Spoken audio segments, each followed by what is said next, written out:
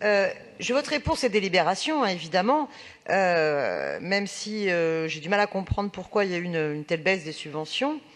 On est là face à des projets soutenus qui permettent de s'inscrire dans la volonté de développer des nouvelles réciprocités entre les territoires urbains et ruraux. Et donc, on est là dans la concrétisation du premier appel à projets qui date de 2017. Et donc, là, on est sur les 8 projets qui ont été sélectionnés et qu'il s'agit de soutenir et qui permettent de valoriser un certain nombre de démarches. Je m'arrêterai sur un projet qui est celui de l'association What the Food, qui souhaite encadrer un stage d'étudiants agro-parisTech du 5e, qui va réaliser une étude très intéressante sur la transformation des méthodes culturelles en zone périurbaine et qui va prendre justement l'exemple du triangle de Gonesse. Et c'est là où, en fait, en rentrant dans le cœur de la délibération, ça devient assez intéressant. Donc là, nous allons soutenir, parmi les différents projets, un projet d'un étudiant qui va s'impliquer dans une association qui est membre du groupement Karma.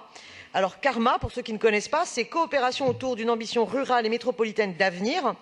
Et ça, en fait, ça regroupe une quinzaine d'associations qui portent un projet alternatif pour le triangle de Gonesse, Val d'Oise, afin de justement préserver plusieurs centaines d'hectares de terres agricoles.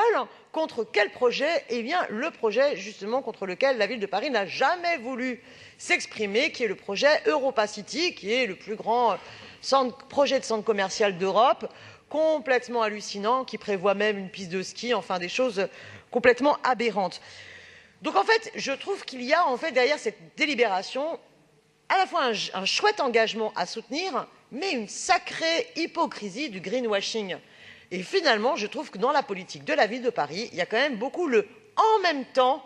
Vous savez, la musique du « en même temps » qui plaît tant aux oreilles de M. Julien Bargeton, la musique macronienne qui vise à dire une chose et à faire son contraire. Par exemple, c'est un petit peu comme si on faisait un plan climat et qu'on encourageait, par exemple, à la réduction de la consommation carnée, et imaginez qu'en même temps, on fasse un week-end, tout un événement, place de la République, qui pourrait, par exemple, valoriser la filière élevage et viande. Non, on ne ferait pas quand même des choses pareilles.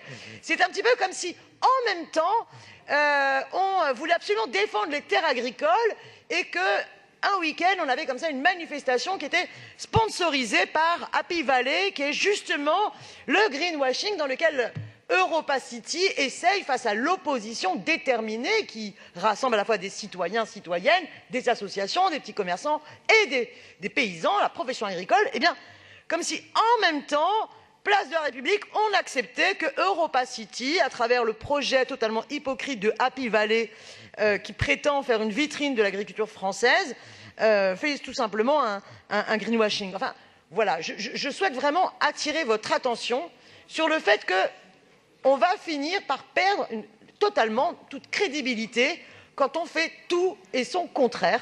À un moment donné, il faut avoir une cohérence.